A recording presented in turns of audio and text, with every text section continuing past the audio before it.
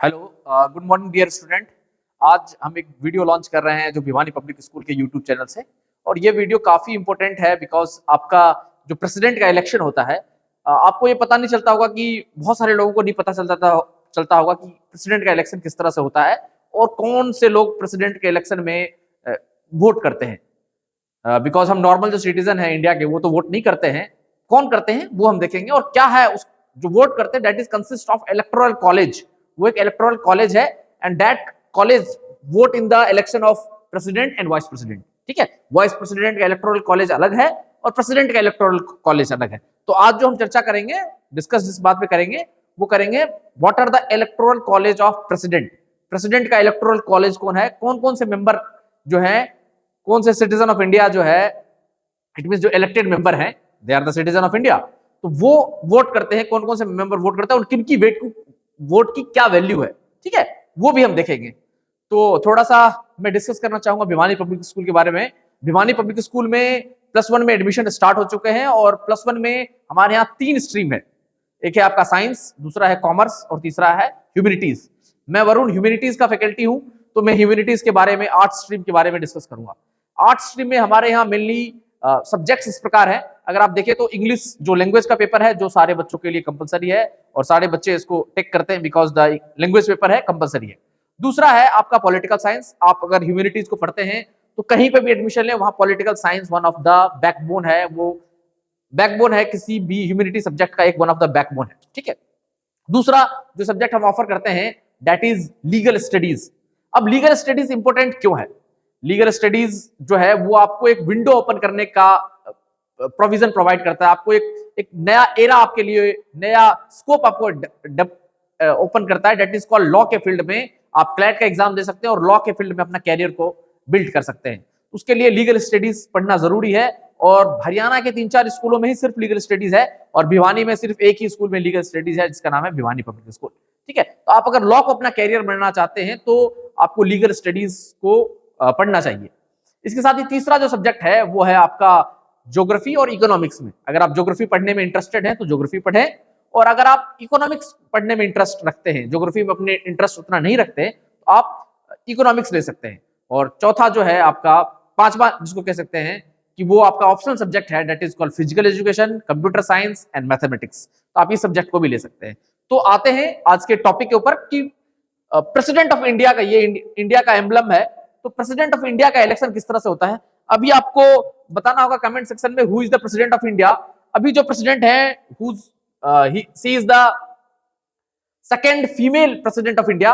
आपको comment section में बताना कि भारत की पहली महिला राष्ट्रपति कौन थी, आपको ये कमेंट सेक्शन में बताना है। But she is the second female president of India.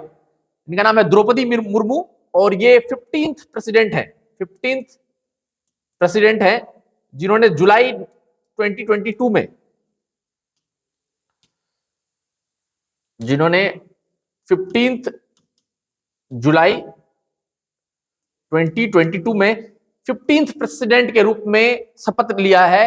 और president is the first citizen of India, head of Indian arm force, और इन्होंने 15th प्रेसिडेंट के रूप में भारत का कार्यभार संभाला है। 15th प्रेसिडेंट के रूप में रिपब्लिक ऑफ इंडिया का सेकेंड फीमेल प्रेसिडेंट भी है। आपको कमेंट में ये बताना है who was the first female president of India और फर्स्ट प्रधानमंत्री फीमेल प्राइम मिनिस्टर कौन थी, वो भी आपको कमेंट सेक्शन में बताना है। तो इनका जो इलेक्शन होता है दैट इज द, उसमें हम वोट नहीं करते, we are the citizen of India, we are not casting the vote.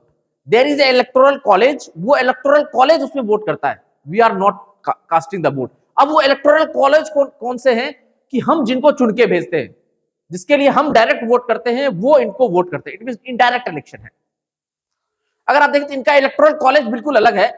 इसमें देयर इज 3 कैटेगरी में है। एक तो है कि इलेक्टेड मेंबर जो है, इलेक्टेड मेंबर लोकसभा का, इलेक्टेड मेंबर जो है वो राज्यसभा का, और तीसरा जो है आपका इलेक्टेड मेंबर ऑफ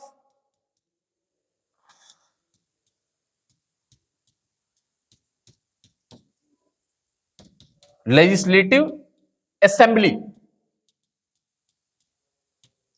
आपको यह बात ध्यान रखना है कि हमने लिखा elected member of Lok Sabha, elected member of Rajya Sabha and elected member of legislative assembly. इनके जो इलेक्टेड मेंबर है, there are nominated member, there are elected member. पहले क्या था, लोकसभा में 2 एंग्लो इंडियन को नॉमिनेट किया जाता था, एंग्लो इंडियन को नॉमिनेट किया जाता था, बट ये प्रोविजन अब खत्म हो गया है। ठीक है, अब कोई एंग्लो इंडियन मेंबर को नॉमिनेट नहीं किया जाता, बट राज्यसभा में अभी भी 12 मेंबर को प्रेसिडेंट जो है, प्रेसिडेंट ऑफ इंडिया, वो नॉमिनेट करते हैं। 12 मेंबर को प्रेसिडेंट ऑफ इंडिया नॉमिनेट करते हैं। इट मींस वो 12 मेंबर जो है वो वोट कास्ट नहीं करेंगे, मतलब only elected member cast the vote. और दूसरा, लेजिस्लेटिव असेंबली के जो मेंबर होंगे, elected member of legislative assembly, वो वोट कास्ट करेंगे। तो अगर इसको देखें तो राज्यसभा का जो अभी स्ट्रेंथ है, करंट स्ट्रेंथ है राज्यसभा का, what's the current strength of Rajya Sabha? Rajya Sabha that is upper house, इसका अभी करंट स्ट्रेंथ है 245, जिसमें से 12 मेंबर जो है वो नॉमिनेटेड मेंबर, इसको माइनस कर देता है। इट मींस 233 मेंबर राज्यसभा के ये नॉमिनेटेड मेंबर है। It means 233 member he vote करेंगे राज्यसभा के। अब लोकसभा की बात करते हैं तो लोकसभा का करंट स्ट्रेंथ को अगर आप देखें तो that is the 245।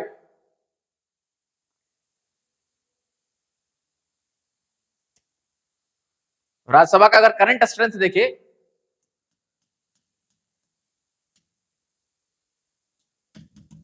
Strength of Lok Sabha, sorry, ये 545।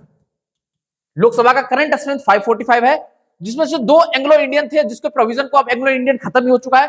इट मींस 543 मेंबर जो है वो लोकसभा के एलएस के वोट करेंगे, और राज्यसभा के आरएस के 233। इट मींस 233 प्लस 543, ये कितना होता है? आई थिंक 6 7 एंड 776 मेंबर जो है मेंबर ऑफ पार्लियामेंट वोट करेंगे इन द प्रेसिडेंट इलेक्शन। ये हो गया।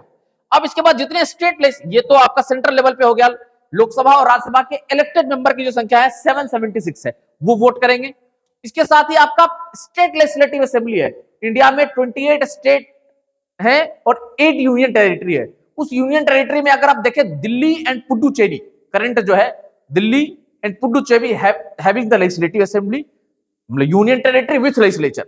There is also one union territory with legislature, that is called Jammu and Kashmir. तो जम्मू कश्मीर को अभी उसके वोट से, बिकॉज वहां पर आपका डिलिमिटेशन हुआ नहीं है, उसको इससे बाहर रखा गया है। तो आपका 28 state plus 2 union territory equal to 30 जो स्टेट है, उसमें हर स्टेट में there is the strength of legislative assembly. For example Haryana की बात करें तो strength of legislative assembly is 90। It means 90 member Haryana के। ऐसे करके अगर 30 स्टेट को काउंट करेंगे तो टोटल लेजिस्लेटिव असेंबली के मेंबर की संख्या होती है 4120। अब इतने मेंबर जो है वो वोट करेंगे। 233 मेंबर राज्यसभा के, 543 मेंबर लोकसभा के एंड 4120 मेंबर लेजिस्लेटिव असेंबली के, ये वोट करेंगे in the, they are the electoral college. Actually they are the electoral college of president. ये प्रेसिडेंट का इलेक्टोरल कॉलेज है। आपको ये क्वेश्चन आए, who can vote in the what consist of electoral college of president? तो elected member of Lok Sabha, elected member of Rajya Sabha and elected member of legislative assembly. ठीक है, council को भी नहीं लेना है, बट नॉमिनेटेड मेंबर वोट नहीं करेंगे। राज्यसभा में 12 नॉमिनेटेड मेंबर हैं, लोकसभा में पहले 2 नॉमिनेटेड मेंबर होते थे एंग्लो इंडियन, वो वोट नहीं करेंगे। Only elected member of Lok Sabha, Rajya Sabha and state legislative assembly vote करेंगे। अब हर की वोट की एक वैल्यू है, समों की वोट की एक, जैसे लोकसभा का कितने मेंबर वोट करेंगे? 543। लोकसभा के 543 मेंबर लोकसभा के वोट करेंगे। ठीक है, बिकॉज 2 नॉमिनेटेड मेंबर थे, एंग्लो इंडियन थे, उसको प्रोविजन को खत्म कर दिया गया कॉन्स्टिट्यूशनल अमेंडमेंट करके। तो लोकसभा के 543 इलेक्टेड मेंबर वोट करेंगे। राज्यसभा के कितने मेंबर करेंगे? 233। क्यों 233? बिकॉज 12 जो है वो प्रेसिडेंट ने नॉमिनेट किया है, वो वोट नहीं करेंगे।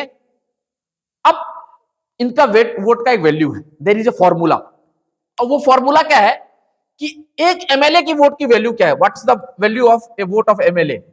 एक एमएलए इट मींस जो मेंबर ऑफ लेजिस्लेटिव असेंबली जो है, टोटल एमएलए कितने हैं? अगर आप यहां देखें, इस फिगर में देखें तो 4120 टोटल एमएलए है।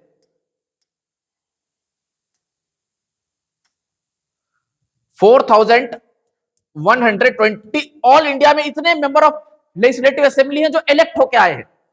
तो उसमें से हर स्टेट के हिसाब से उसका फॉर्मूला है, एवरी स्टेट के हिसाब से उसका फॉर्मूला है। एक है total population of the state. अब टोटल पॉपुलेशन कब का लेना है, कौन से सेंसस को लेना है, 2011 को लेना है, 2001 को लेना है या 2021 को लेना है? नहीं, किसमें लेना है? 1971 के पॉपुलेशन सेंसस के डाटा को लेना है। उस census total population of the state का टोटल पॉपुलेशन क्या है वो देना है, plus total member of elected member of the legislative assembly.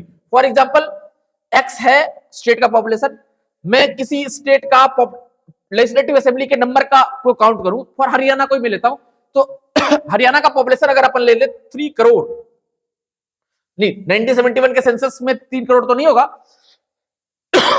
1.5 crore लिख देता हूं, इतना ही होगा उस टाइम के करीब। और अभी total number of elected member of legislative assembly कितना है, 90 है हरियाणा में, इंटू 1/1000 कर देंगे, ये फॉर्मूला निकलेगा। और इस फॉर्मूला से हरियाणा के एक मेंबर ऑफ पार्लियामेंट का वोट का क्या वैल्यू होगा वो निकलता है। 1.5 करोड़ उस 1971 का सेंसस का पॉपुलेशन था, अपॉन 90 डिवाइडेड बाय 1/1000, ये करेंगे, जो निकलेगा वो वैल्यू होगा एक एमएलए के, हरियाणा के एक एमएलए की वोट की वैल्यू। ठीक है, ऐसे ही ये तो एमएलए का निकला, मेंबर ऑफ लेजिस्लेटिव असेंबली के वोट का वैल्यू निकला। अब इसी तरह मेंबर ऑफ पार्लियामेंट के वोट का वैल्यू निकालना है, एक मेंबर ऑफ पार्लियामेंट की वोट की क्या वैल्यू, इसका एक फॉर्मूला है। फॉर्मूला क्या है, what is the vote of an MP, MP के वोट की क्या वैल्यू है, उसमें the total value of the vote of all MLA, all MLA की वोट की कितनी वैल्यू है वो, plus total number of elected member of parliament, ये 776 होता है। और ये फॉर्मूला निकलेगा, इससे जो निकलेगा एक एमपी के वोट की वैल्यू निकलेगा। ठीक है, अब एमपी कंसिस्ट ऑफ आपका राज्यसभा के मेंबर भी है और लोकसभा के मेंबर है, लोकसभा के 543 और राज्यसभा के 233, तो ये 776 निकल रहा है, ये निकलेगा। ठीक है, तो that is the formula, that is the derived formula. ठीक है, ये क्लियर है, यहां तक कोई दिक्कत है आपको? तो आपको भी सिंपल चीज आएगा कि what things consist of electoral college of president and president of India. तो इलेक्टेड मेंबर ऑफ लोकसभा कितने हैं, elected member of Lok Sabha 543, Rajya Sabha कितना है 233, स्टेट लेजिस्लेटिव असेंबली कितना है याद रखना है, टोटल स्टेट लेजिस्लेटिव असेंबली कितना है 4160, ये स्ट्रेंथ है स्टेट लेजिस्लेटिव असेंबली के एमएलए का, इलेक्टेड एमएलए का इंडिया में। तो ये प्लस 233 प्लस 543,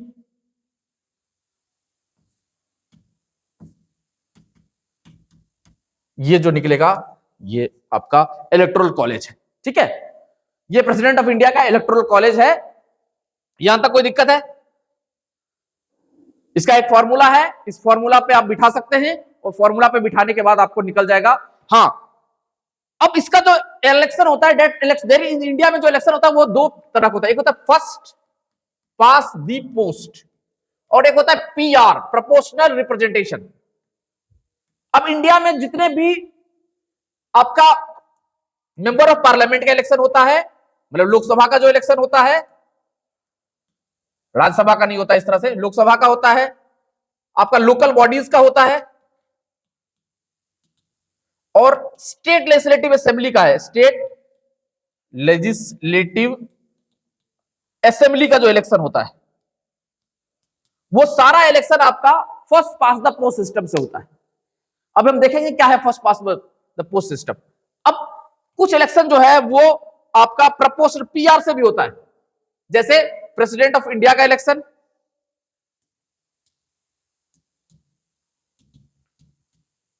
दूसरा वाइस प्रेसिडेंट ऑफ इंडिया का इलेक्शन,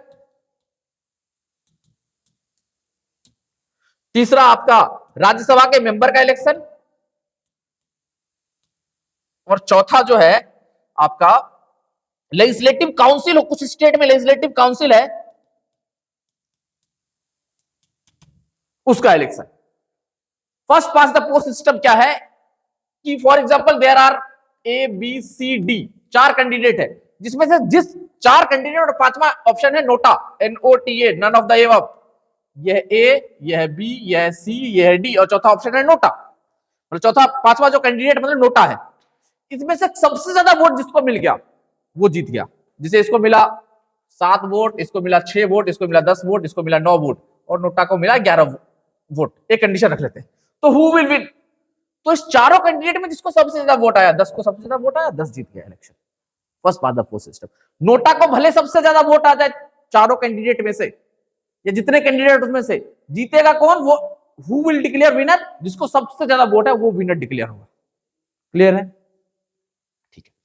नोटा को कम वोट आता है, नोटा को 2 वोट आया, फिर कौन जीतेगा? फिर भी जिसको सबसे ज्यादा वोट आएगा वो जीतेगा। मतलब first past the post system में है कि जिसको सबसे ज्यादा वोट आया, उस कॉन्स्टिट्यूएंसी में सबसे ज्यादा वोट जिसको आया, जिसे भिवानी महेंद्रगढ़ कॉन्स्टिट्यूएंसी, उसमें 5 कैंडिडेट है, A B C D E F G H, अलग अलग नाम से 5 कैंडिडेट। उसमें से सबसे ज्यादा वोट जिस कैंडिडेट को आया, फॉर एग्जांपल जी कैंडिडेट को सबसे ज्यादा वोट आया, तो जी विल डिक्लेयर विनर।